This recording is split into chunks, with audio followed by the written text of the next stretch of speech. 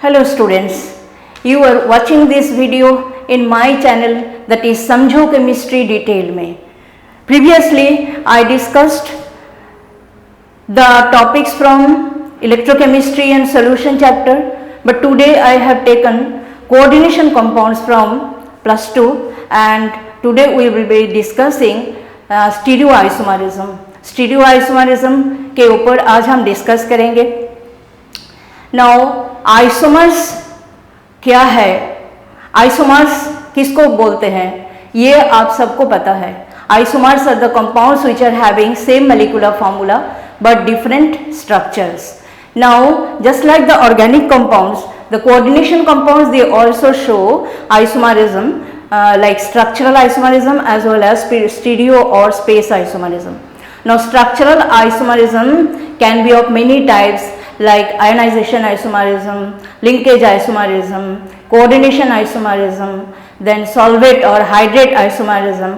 So different type of structural isomerism can be there. So I am not going to discuss structural isomerism today. I will be discussing stereo isomerism जिसको space isomerism भी कहा जाता है, उसके ऊपर आज हम डिस्कशन करेंगे.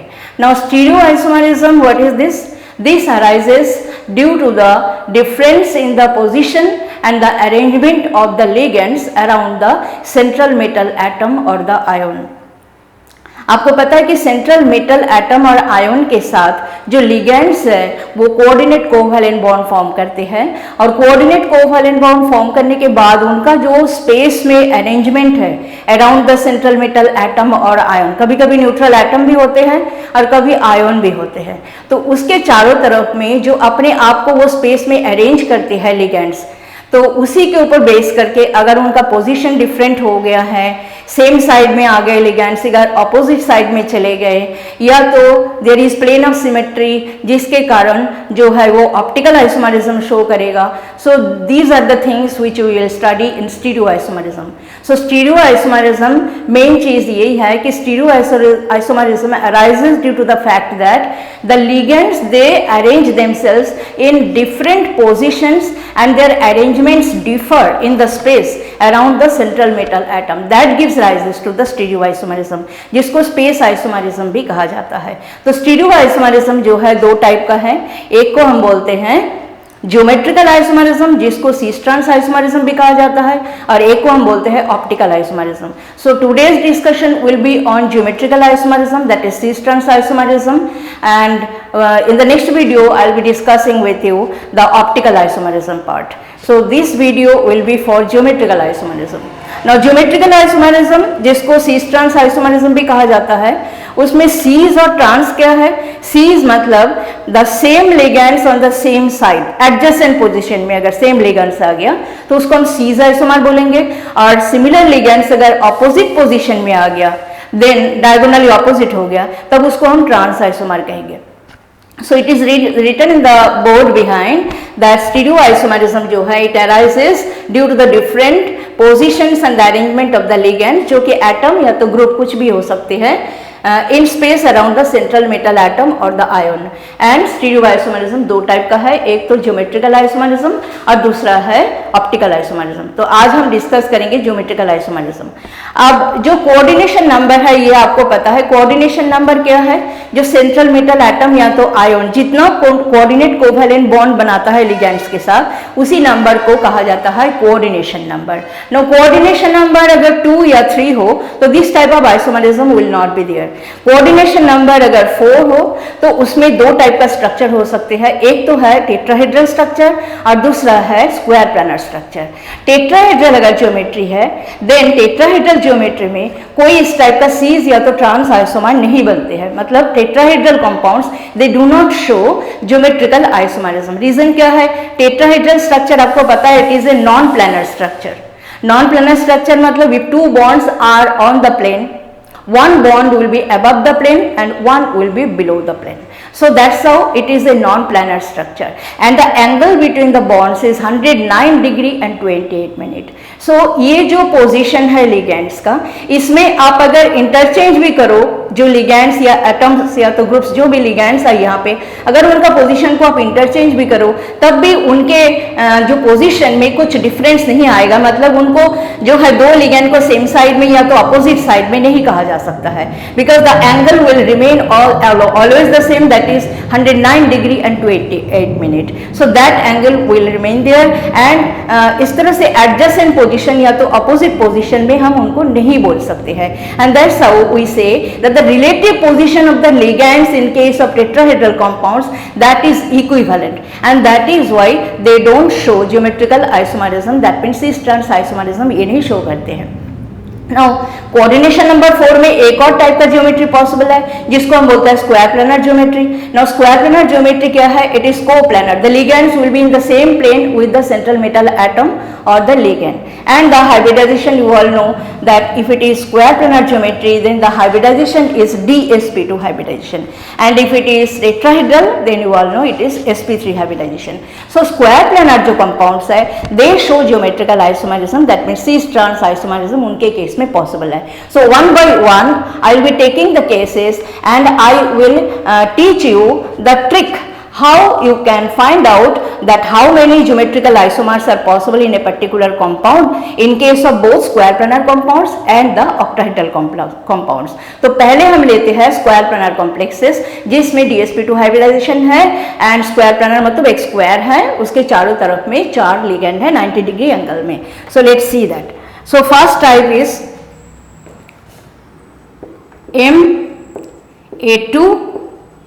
Ma2B2 type, जहां पे A और B जो है मोनोडेंटेड लिगैंड्स है। मोनोडेंटेड लिगैंड, डाइडेंटेड या बाइडेंटेड लिगैंड, पॉलीडेंटेड लिगैंड, इसके बारे में कोऑर्डिनेशन कंपाउंड चैप्टर में आपको ऑलरेडी पढ़ाया गया है। Monodentate ligands are those which are having only one donor atom, that means ये एक डोनर एटम से एक ही coordinate covalent bond central metal atom या तो आयन के साथ बना सकते हैं। जो डाइडेंटेड लिगैंड्स है they can form two bonds simultaneously because they are having two donor atoms, and with the two donor atoms they can form two coordinate covalent bond with the central metal atom. That's how they form 5 or 6 membered ring structure जिसको chelate complex कहा जाता है। सो डाइडेंटेड ligand में तो हम बाद में जाएंगे, पहले हम मोनोडेंटेड लिगैंड्स को लेकर के कंपाउंड्स को डिस्कस करते हैं। तो मोनोडेंटेड लिगैंड्स के एग्जांपल जैसे कि ammonia molecule, it's a neutral molecule, water molecule is a neutral molecule, chloride, bromide, fluoride, iodide, ions, these are all the monodentate ligands, और इनके चार्ज होते हैं, लेकिन वाटर या तो अमोनिया इनका कोई चार्ज नहीं होते हैं। सो द लिगेंड होने का नेसेसरी कंडीशन क्या है? लिगेंड होने का नेसेसरी कंडीशन यही है कि the donor atom must have at least one lone pair of electron which it can donate and form A coordinate covalent bond with the central metal atom और ion.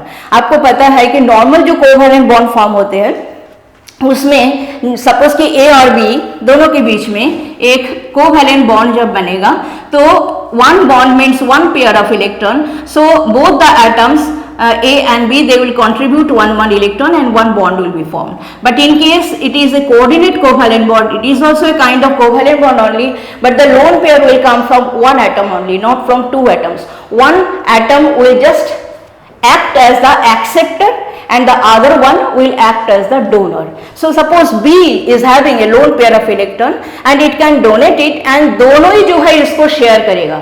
That means ये जो pair of electron है ये सिर्फ A के लिए count नहीं होगा, B के लिए भी काउंट होगा। That means if the electron pair B is giving, that means one coordinate covalent bond is formed here, but then these two electrons will be counted for both A and B. So this is what is coordinate covalent bond. So these are all monodentate ligands having one donor atom only. So how, as it is a square planar complex, let's see that the isomers cis and the trans isomer उनका structure हम कैसे बना सकते हैं। So इसका एक example हम ले लेते हैं, PT NH3 whole 2 Cl2. So possible arrangements of the ligands,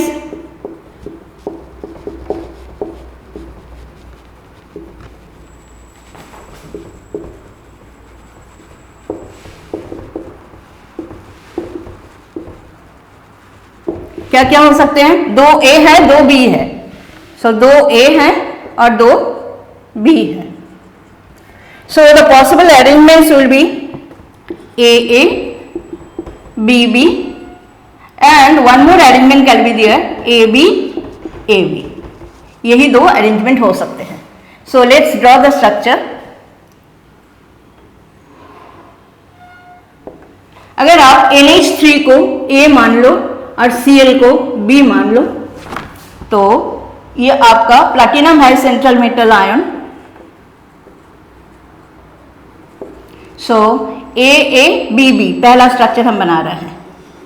NH3 opposite में, ये जो A और A एक दूसरे के ऑपोजिट में लेना है आपको. NH3 एंड BB मतलब Cl opposite Cl. And this can be another isomer जिसमें A और B ऑपोजिट में होगा. NH3 Cl, NH3 Cl.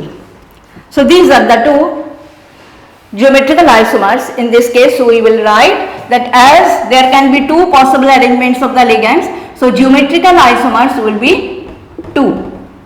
तो ये दोनों में से किसको सीज बोलोगे, किसको ट्रांस बोलोगे? जिसमें आप देख रहे हो कि similar ligands are in the opposite side, जैसे कि 2 NH3 ऑपोजिट में है, 2 Cl ऑपोजिट में है, तो इसको हम बोलेंगे trans. This will be trans. And जहां पे Cl सेम साइड में है, NH3 सेम साइड में है, this will be the cis isomer. So this was this type.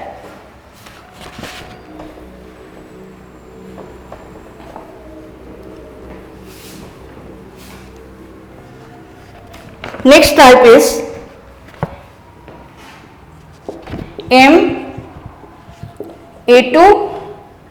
MA2BC type. The example is PT, NH3Cl, PY whole 2. PY stands for pyridine, NH3 stands for ammonia, Cl stands for chloride ion. All are monodentate ligands. So MA2BC में ligands का arrangement क्या क्या हो सकते हैं? एक तो हो सकता है AA BC, दूसरा हो सकते हैं AB AC. तो इसी तरह से आप बना दो. A आप इसको ले लो और आपका B अगर NH3 है और Cl अगर C है, तो इसी तरह से ऑपोजिट ऑपोजिट आप लगाते जाओ.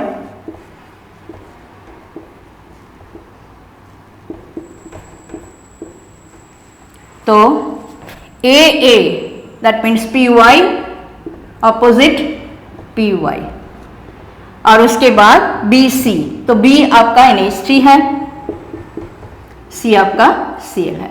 दूसरा आपका ये बनेगा ABAC. A आपका है PY, ऑपोजिट में B NH3,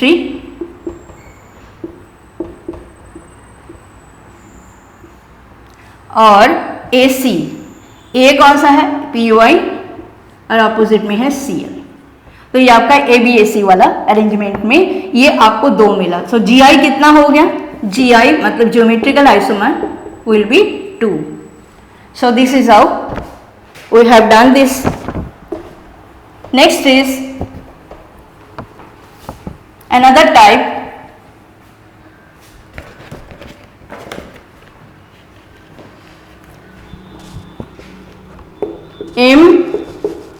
AB whole 2. Now what is AB? AB is a didentate ligand, unsymmetrical didentate ligand. Now unsymmetrical and symmetrical didentate ligand में डिफरेंस क्या है? सिमेट्रिकल डाइडेंटेड लिगेंड पहले हम आपको बताते हैं. सिमेट्रिकल डाइडेंटेड लिगेंड जैसे कि this one NH2 CH2 CH2 NH2.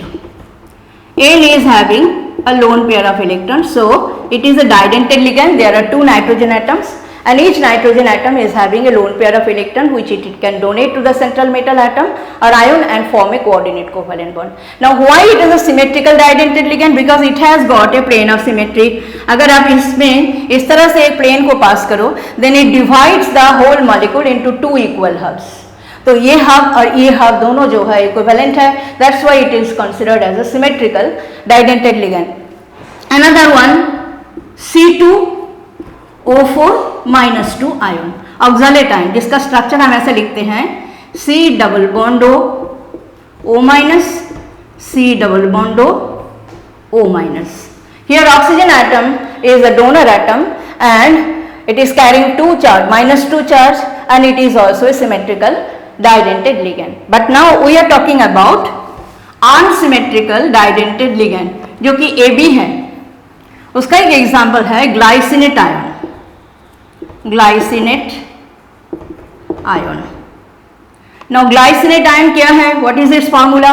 पहले तो हम देखिए ग्लाइसिन का formula. Glycine is a amino acid. Amino group is there, acid group is there, दोनों ही है. तो ग्लाइसिन का फॉर्मूला ये है NH2 CH2 COOH. Now if it loses the H plus ion, then it will be glycinate ion and the formula will be NH2 CH2 COO minus. It is having two donor atoms, one is the nitrogen atom, another is the oxygen atom. Through nitrogen atom and through oxygen atom it can form two coordinate covalent bonds. So it is a unsymmetrical didentate ligand because it does not have a plane of symmetry. अगर आप molecule को दो part में divide कर दो, बीच में से plane पास करा के, then it will not be divided into two equal halves. So it is a unsymmetrical didentate ligand. तो अगर आप इसको जो है आप मान लो A और ऑक्सीजन को मान लो आप B, then what can be the possible arrangements?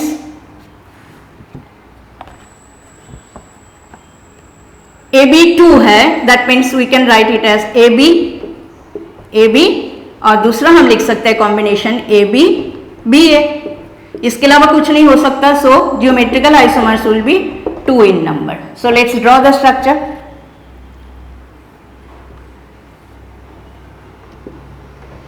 Example हमारा है ग्लाइसिनेट आयन वाला. एग्जाम्पल हमारा है PTGLY whole 2 दिस कॉम्प्लेक्स. सो ये आपका PT है. अब ग्लाइसिनेट आयन को आप किस तरह से कर सकते हो? पहले तो इस तरह से कर दो AB. तो ये आपका NH2 CH2 C double bond O. इधर से भी NH2 CH2 C double bond O. ये आपका हो गया AB. N को हमने A कंसिडर किया है और O को हमने B कंसिडर किया है. अब दूसरा है ABBA. एक को अगर आप फ्लिप कर देते हो, इसको सपोज आपने फ्लिप कर दिया, O ऊपर चला गया, N नीचे आ गया, तो ये होगा स्ट्रक्चर इसका PT. आप जो है इसको NH2 CH2 C double bond O और इधर में कर दो, इसको सपोज आपने फ्लिप कर दिया इस साइड में, O ऊपर आ गया, O C double bond O C H2 NH2. तो GI जो है आपका 2 हमने बना लिया. So this is how it is. उसके बाद हम लेते हैं कुछ और square planar complexes, coordination number 4, and let's see whether they exhibit geometrical isomerism or not. They are having this kind of formula. Suppose MA4,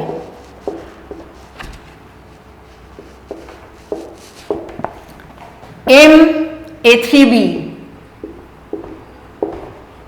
and number 3 MAB3. तो इनमें से कोई भी ज्योमेट्रिकल आइसोमरिज्म एग्जिबिट नहीं करेगा। व्हाई? Let's see. इसके लिए तो कॉम्बिनेशन एक यही हो सकता है, ए ए ए ए, इसके अलावा कोई कॉम्बिनेशन नहीं हो सकता।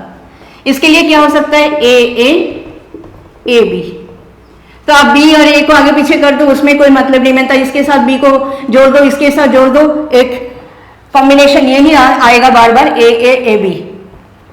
तो ये भी कोई जी आई नहीं शो करते हैं, no G I, geometrical isomer इसका नहीं बनेगा। इसका भी नो जी आई।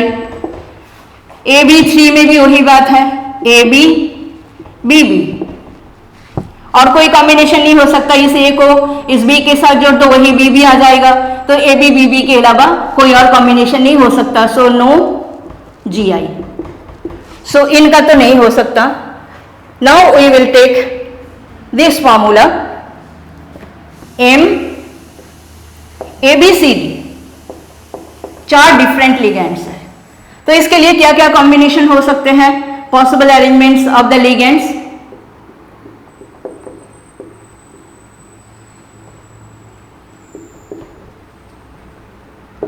क्या क्या हो सकता है? ए बी सी डी, और क्या हो सकते हैं? ए सी बी डी, और क्या हो सकता है? A D B C. सब इंटरचेंज कर करके हमने कॉम्बिनेशन बना लिया। ये 3 कॉम्बिनेशन के अलावा और कोई कॉम्बिनेशन आप नहीं बना सकते हो। सो इस तरह से इसका स्ट्रक्चर, तब इसमें जी आई कितना है geometrical isomers? It will be 3। सो इस तरह से लिगेंड्स का आपने कॉम्बिनेशन बनाना है, जितना कॉम्बिनेशन पॉसिबल है उतना ज्योमेट्रिकल आइसोमर्स है। अब सी ट्रांस जो है हम देखते हैं, इस तरह से हम स्ट्रक्चर को बना लेंगे। जो ए बी सी डी है, ए सी बी डी है, ए डी बी सी है, इनको जस्ट एक दूसरे के ऑपोजिट में आपको रखना है। So let's make the structures.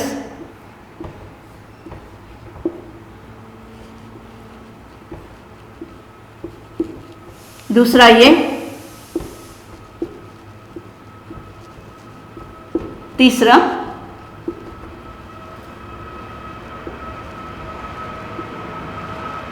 ये।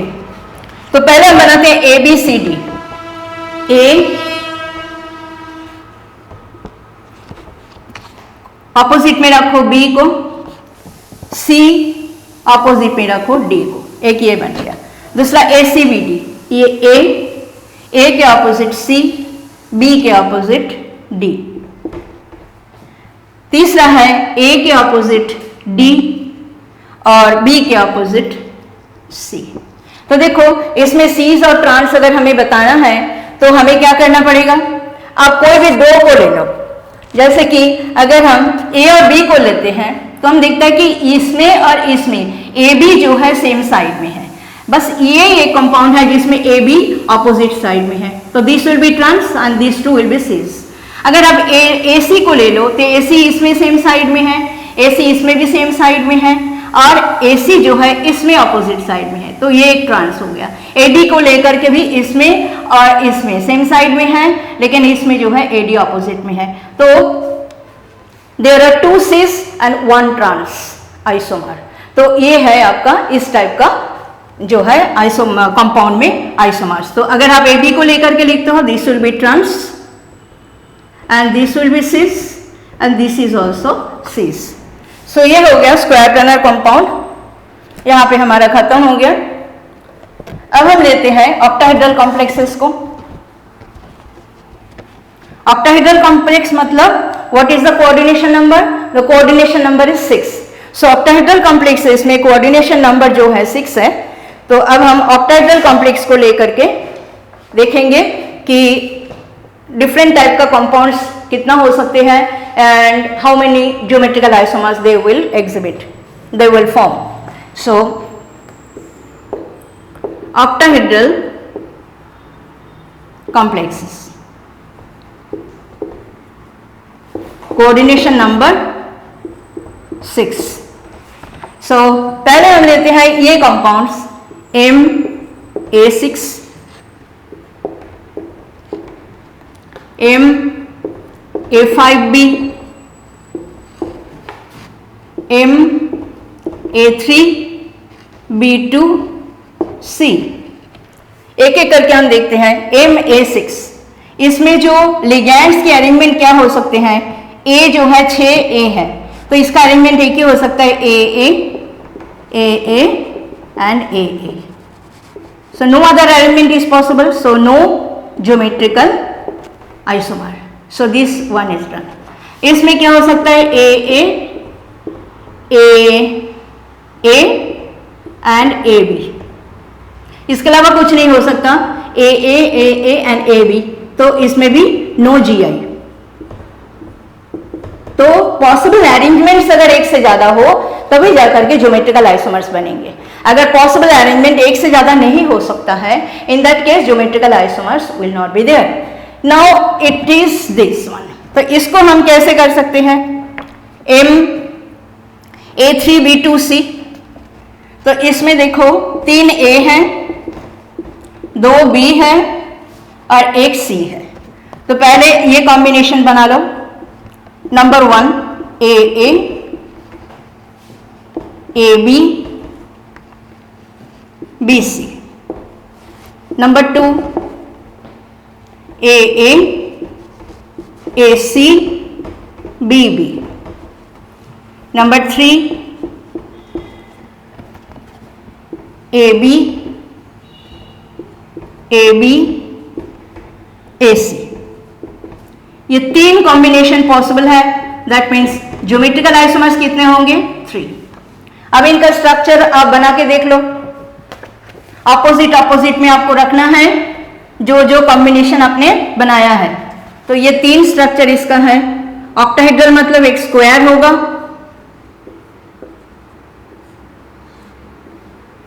एक बॉन्ड ऊपर एक बॉन्ड नीचे. तो पहले हम देते हैं ये वाला AA AB. तो A B और दूसरा है BC BC.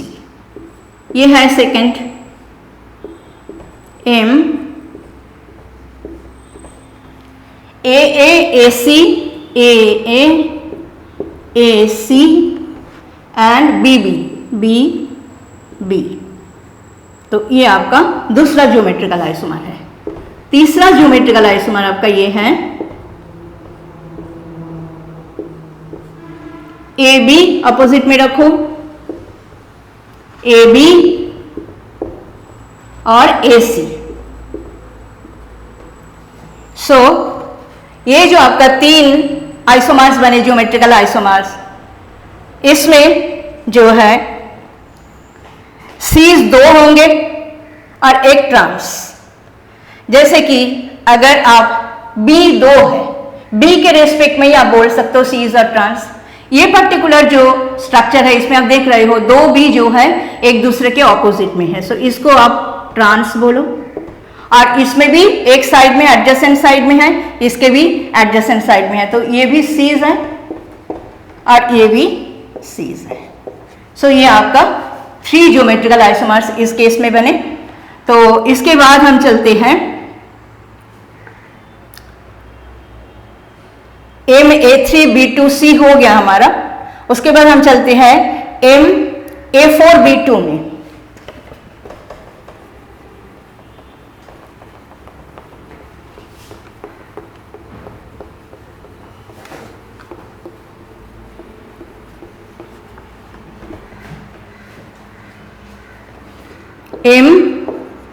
MA4B2. इसका एक आपको एग्जाम्पल भी मुझे मिल गया, उसको हम लिख देते हैं CrNH3 Cl2 प्लस आयन. तो A4B2 में क्या क्या अरेंजमेंट पॉसिबल है, एक तो है AA AA BB और दूसरा है AA AB AB. इसके अलावा कोई और अरेंजमेंट पॉसिबल नहीं है लिगेंड्स का. सो ज्योमेट्रिकल आइसोमर कितना हो सकते हैं, ज्योमेट्रिकल आइसोमर 2 ही हो सकते हैं. सो ये आपका GI जो है यहाँ पे 2 है. तो हम स्ट्रक्चर बना लेते हैं. ये आपका मान लो A है, ये आपका B है. तो इसी तरह से आप इनको लिखो जैसे आपने यहाँ पे लिखा है.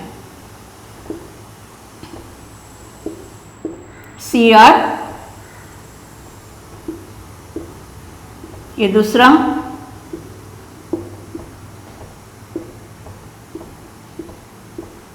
ये तो ए अपोजिट डाल देते हैं, NH3 NH3 NH3 NH3 और जो है Bb तो Cl Cl, और इसमें जो है आपका AA NH3